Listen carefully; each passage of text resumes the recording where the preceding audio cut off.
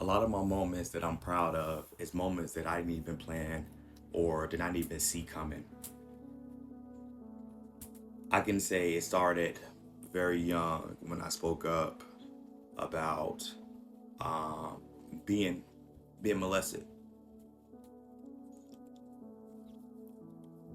and all my life, I guess I never wanted to put that label on myself because being a black man from Chicago, um, it, those type of things were not talked about, were not discussed, or whatever case may be. Was one of those things in the black community that you just don't talk about. And I talked about it, and I spoke up about it. And even then, when I spoke and told that what I endured and what happened to me growing up, I was sent away. It was easier to send away the problem than to fix the issue. And that was my first time being exposed to, when you speak up against wrongdoing, 9 out of 10 people don't listen, especially when you walk around in their skin and you are a male. Society thinks males are, you know, indestructible. Black men don't have feelings.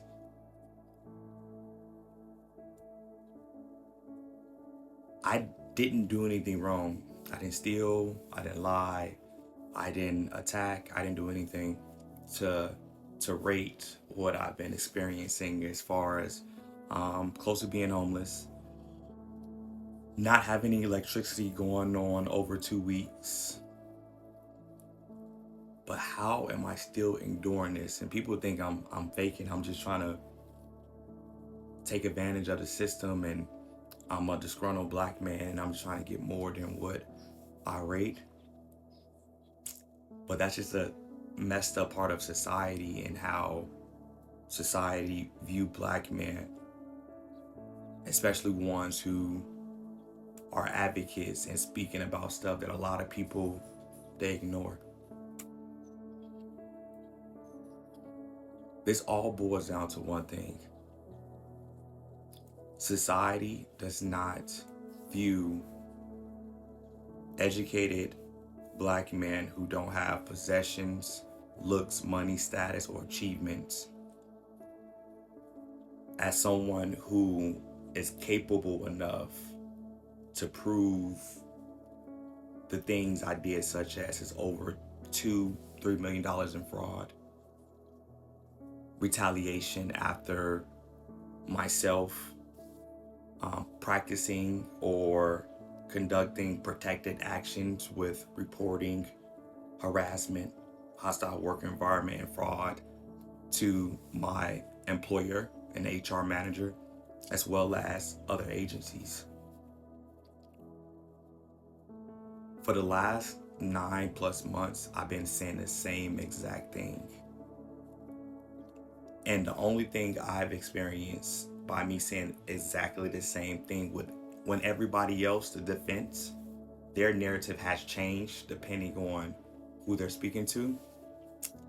I've stayed consistent with each and every single agency that I spoke with, whether it was unemployment, civil rights division, equal employment opportunity commission, the workman compensation agency, uh, my the legal representation for C4 Planning Solutions and F2 Systems.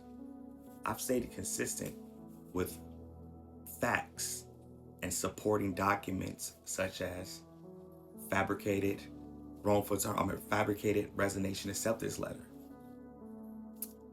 a cease and desist letter that C4's legal representation sent me after already being served with charges of discrimination from both the Equal Employment Opportunity Commission as well as the Civil Rights Division.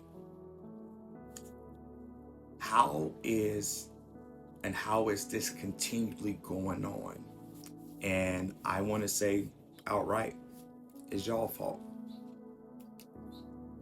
Y'all mean to society that even though the way I've spoken, my character, what I've done, serving this country, being a single dad, that does not matter because I'm black.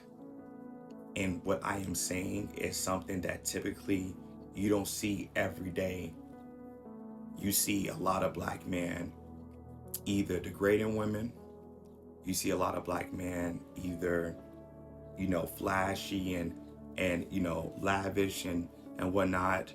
And then society only supports, from what I've seen, black men who are out killing, raping, being falsely accused, and they love supporting a black man that was doing right, that's already dead. I refuse to be a afterthought.